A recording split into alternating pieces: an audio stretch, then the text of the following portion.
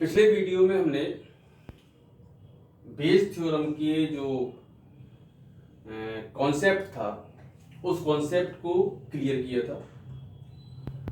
अब उसके कुछ एग्जाम्पल्स हैं जिनको हम आपके सामने आज डिस्कस करेंगे, और इसको आप ये दिमाग में रखिए कि हमारे पास अभी हमें मालूम नहीं है किस थ्योरम का है, संपूर्ण प्रायिकता प्रमेय का है कि कंडीशनल प्रोबेबिलिटी है कि बेस थ्योरम है।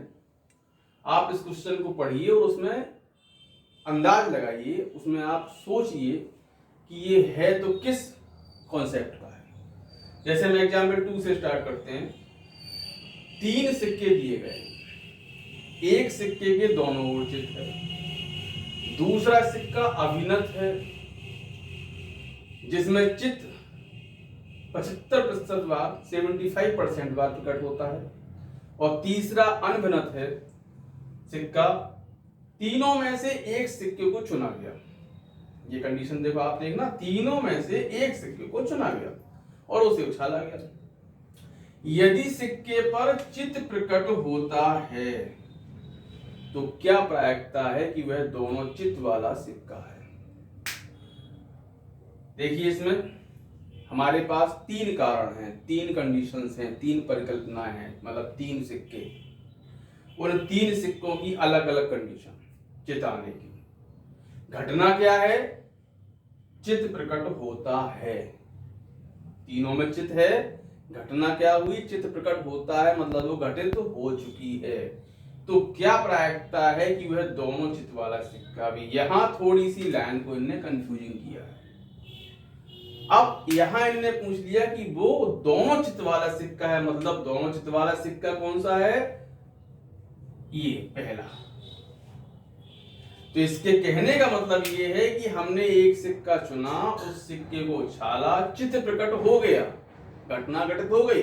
तो क्या प्रायिकता है कि वह पहले सिक्के पर आया है, दोनों चित्त वाला सिक्का है। ठीक है। अब इसमें आपको ये कंडीशन सबसे पहले हम मान लेंगे कि माना E1, E2 और E3 क्रमशः दोनों ओर चित्त वाले, फिर है अभिनत सिक्के तथा अनभिनत सिक्के को चुनने की परिकल्पनाएं हैं। अब इसमें क्या होता है? अभिनत का मतलब ये होता है कि वो इम्प्योर है, उसमें कुछ ना कुछ कमी है। और अनभिनत का मतलब होता है कि ये प्योर सिक्का है, इसमें समसंभावी घटना है। तो हमने मान लिया E1, E2, E3 दोनों ओर चित्त वाला अधिकतम अभिनत सिक्के तथा अनभिनत सिक्के को चुनने की परिकल्पनाएं हैं। ठीक है। तो सबसे पहले हम probability of E1, normal probability है वो इनकी निकालेंगे। तो हमें मालूम है प्रोबेबिलिटी क्या होती है? कुल घटनाओं की संख्या अपॉन में आती है, और अनुकूल जो परिणाम होते हैं वो अंश में ऊपर आता है। तो E1 होने का अनुकूल परिणाम 1 है। कुल कितनी परिकल्पनाएं हैं? 3, तो 1/3। प्रोबेबिलिटी ऑफ E2 निकालेंगे, ये भी 1/3। प्रोबेबिलिटी ऑफ E3 निकालेंगे, ये भी 1/3। अब हमने आपको बताया था कि ये पार्टीशंस होते हैं किसी सैंपल स्पेस के, और इसमें क्या होता है कि ये सब पूरे सैंपल स्पेस को व्यक्त करता है, पूरी घटनाओं की प्रायिकता को। तो हम इनको अगर जोड़ेंगे तो हमारा 1 आना चाहिए। तो 1/3, 1/3, 1/3 तीनों को जब हम जोड़ेंगे तो हमारा 1 आ जाएगा। ये परिकल्पनाओं की प्रायिकता में हमेशा कंडीशंस होती हैं। ठीक है। अब घटना क्या है? माना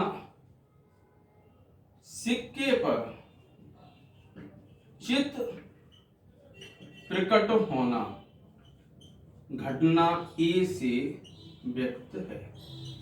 ये हमारे पास घटना हो गई। अब हमको क्या निकालना है? Probability of A upon E1। मतलब क्या होगा इसका? पहले सिक्के पर चित्त प्रकट होने की प्रायिकता, पहले सिक्के पर चित्त प्रकट होने की प्रायिकता। देखो यहाँ पे आप वही फॉर्मूला, टोटल चित कितने हैं 2, और इसमें टोटल कंडीशन के बाद दोनों कंडीशन क्या है चित की है, तो नंबर ऑफ फेवरेबल कंडीशंस और नंबर ऑफ टोटल दोनों 2 हैं, क्योंकि चित के अलावा कुछ आना नहीं है, तो इसकी प्रायिकता 1 हो गई। Probability of A upon E2 क्या है, दूसरे सिक्के पर चित आना, तो वो कितनी है 75%, तो 75/100 ये आपका 3/4 हो जाएगा। ठीक, probability of A upon E3, तीसरे सिक्के पर चित आना, और तीसरा सिक्का हमारा अनभिनत है, तो हमें मालूम है कि किसी भी प्योर सिक्के में 2 घटनाएं होती हैं, हेड और टेल टोटल, और उसमें चित होता है 1, तो प्रायिकता हो गई 1/2। ठीक है, अब हमें क्या करना है, हमें निकालनी है प्रायिकता किस बात की, घटना घटित हो चुकी है, चित आ चुका है, किस पर, दोनों चित वाले सिक्के पर। दोनों चित वाला सिक्का कौन सा है, E1, तो हमें चाहिए है probability of E1 upon A। अब इसका फॉर्मूला लिख लीजिए बस, जिस परिकल्पना की प्रायिकता हम निकाल रहे हैं वो ऊपर आएगा, probability of E1 into probability of A upon E1, और अपॉन में यहां जाएगा probability of E1 into probability of A upon E1 plus probability of E2 into probability of A upon E2 plus probability of E3 into probability of A upon E3, क्योंकि 3 परिकल्पनाएं थी। ठीक है, इसके बाद हम बस इसमें फॉर्मूले में मान रखेंगे, और मान रखने के बाद देखेंगे हम क्या निकलता है, probability of E1 1/3 into probability of A upon E1 कितना है यहाँ पे 1, और इसके अपॉन में, अब इसके अपॉन में क्या आएगा हमारा, यही पहले तो यही आ जाएगा 1/3 इंटू 1, फिर प्रोबेबिलिटी ऑफ E2 1/3, और probability of A upon E2 मतलब 3/4 प्लस प्रोबेबिलिटी ऑफ E3 और probability of A upon E3 1/2। इसको आप जब सॉल्व कर लेंगे तो इससे हमारी वो प्रायिकता निकलेगी जिसमें चित आ चुका है, लेकिन वो दोनों चित वाले सिक्के पर आया है। तो कंडीशंस की प्रायिकता जब होती है, और इसमें आप लास्ट जो लाइन जहां से दिया जाता है वहां आपको क्लियर हो जाएगा कि घटना घटित तो हो चुकी है, तो परिकल्पना की प्रायिकता मतलब उस कारण की प्रायिकता जब हम निकालते हैं, इसलिए स्पष्ट हो गया कि हमारा ये बेज थ्योरम का क्वेश्चन होगा। ठीक है, क्लियर हो गया। अब हम इसके बाद एक एग्जाम्पल और है, उसके बारे में भी चर्चा करते हैं, फिर आप लोग इसके जो भी क्वेश्चन है उनको देखिए, और कुछ क्वेश्चन हम इसके एग्जाम्पल अगले वीडियो में भी आपको शेयर करेंगे। तो एग्जाम्पल जो फर्स्ट है उसमें क्या है, 3 डिब्बे हैं, फर्स्ट सेकंड थर्ड, ये 3 परिकल्पनाएं हो गई, प्रत्येक में 2 सिक्के हैं, घटना के अंदर घटना है, 3 डिब्बे हैं, ये परिकल्पनाएं हुई और उसमें 2-2 सिक्के हैं। डिब्बे फर्स्ट में दोनों सिक्के सोने के हैं, सेकंड में दोनों सिक्के चांदी के हैं, थर्ड में एक सोने का और एक चांदी का सिक्का है, तीनों में दोनों सिक्के हो गए 2-2। एक व्यक्ति एक डिब्बा यादृच्छा चुनता है, उसने डिब्बा चुना, पता नहीं कौन सा, और उसमें से एक सिक्का यादृच्छा निकालता है। यदि सिक्का सोने का है, क्या हो गया, सिक्का निकाला, घटना घटित तो हो गई, क्या वो सिक्का किसका था, सोने का। इस बात की प्रायिकता क्या है कि डिब्बे में दूसरा सिक्का भी सोने का है। थोड़ा कंडीशन इसमें भी घुमा दी। अब आप ये देखिए कि घटना है सिक्का सोने का होना, अब प्रायिकता होनी चाहिए किसकी, परिकल्पना की, तो ये परिकल्पना यहां इन्हें थोड़ी सी हिडन कर दी। क्या, इस बात की प्रायिकता क्या है कि डिब्बे में दूसरा सिक्का भी सोने का है, तो ऐसा कौन सी परिकल्पना है, कौन सा डिब्बा है जिसमें दोनों सिक्के सोने के हैं, क्योंकि एक सिक्का सोने का निकल चुका है, दूसरा सिक्का भी सोने का होगा, तो वो किस डिब्बे में होगा, जिसमें दोनों सिक्के सोने के। तो मतलब क्या होगा इस लाइन का, इस बात की प्रायिकता क्या है कि वो पहले डिब्बे से निकाला गया है, क्योंकि दूसरा सिक्का भी सोने का है, तो सिर्फ मात्र एक कारण ये है हमारा जिसमें दोनों सिक्के सोने के हैं। जब एक सिक्का सोने का निकल चुका है, तो दूसरा सिक्का भी सोने का जब होगा जब वो डिब्बे फर्स्ट से निकाला जाएगा। इसका मतलब हमें प्रायिकता निकालनी है कि सोने का सिक्का निकल चुका है, वो पहले डिब्बे से निकाला गया। क्या मानेंगे हम? माना E1, E2, E3 क्रमशः डिब्बा फर्स्ट, सेकंड, थर्ड को चुनने की परिकल्पनाएं हैं। वही कंडीशन, पहले नॉर्मल प्रोबेबिलिटी इनकी, तो प्रोबेबिलिटी ऑफ E1 कितनी हो जाएगी? 1/3। पिछले एग्जाम्पल में भी देखा था, 3 डिब्बे हैं, एक चुन रहे हैं हम। प्रोबेबिलिटी ऑफ E2 भी होगा 1/3, प्रोबेबिलिटी ऑफ E3 भी होगा 1/3। नंबर ऑफ आउटकम्स टोटल जो नीचे है और ऊपर फेवरेबल। माना सिक्का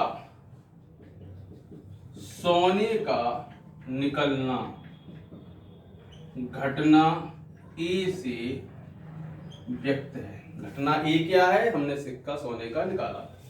अब हम निकालेंगे सिक्का सोने का निकाला, वो पहले डिब्बे से निकाला। इसको क्या कहेंगे हम?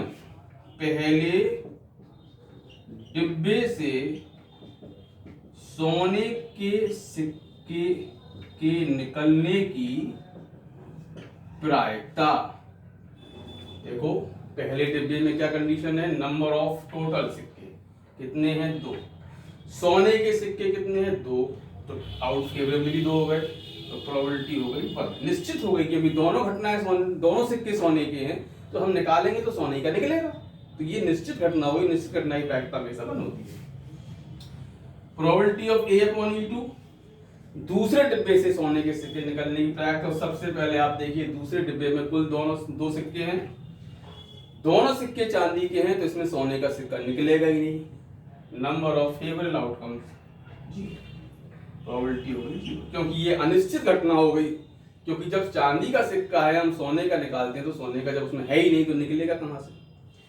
प्रोबेबिलिटी ऑफ A/E3, तीसरे डिब्बे में देखो सिक्के उसमें भी 2 हैं, एक सोने का है, एक चांदी का है, तो सोने के सिक्के की प्रोबेबिलिटी आउटकम्स क्या होगा? फेवरेबल 1, क्योंकि 1 निकलेगा। ये हो गया आपका तीनों कंडीशन में घटना की घटित होने की प्रायिकता। प्रतिबंधी हो गई, हमने डिब्बा चुन लिया, उसमें से सिक्का निकाल लिया। अब हमें चाहिए है प्रोबेबिलिटी ऑफ E1/A। क्या है ये? दूसरे सिक्के के भी सोने के होने की प्रायिकता। मतलब किसमें से निकल रहा है ये? सिक्का सोने का है, सिक्का सोने का है, तो पहले डिब्बे से निकलने की प्रायिकता, ये हमको चाहिए। अब आप समझिए इसको, क्या फॉर्मूला बनेगा बेस थ्योरम से? प्रोबेबिलिटी ऑफ E1/A निकालेंगे, क्या बनेगा? Probability of E1 into probability of A/E1, और नीचे तीनों परिकल्पनाओं से संबंधित प्रोबेबिलिटी पहले यही आ जाएगी, फिर probability of E2 into probability of A/E2 आएगी, फिर probability of E3 into probability of A/E3 आएगी। इस प्रकार हम तीनों कंडीशन को लेकर के उनकी प्रायिकता तो अब इसमें रखते हैं। देखिए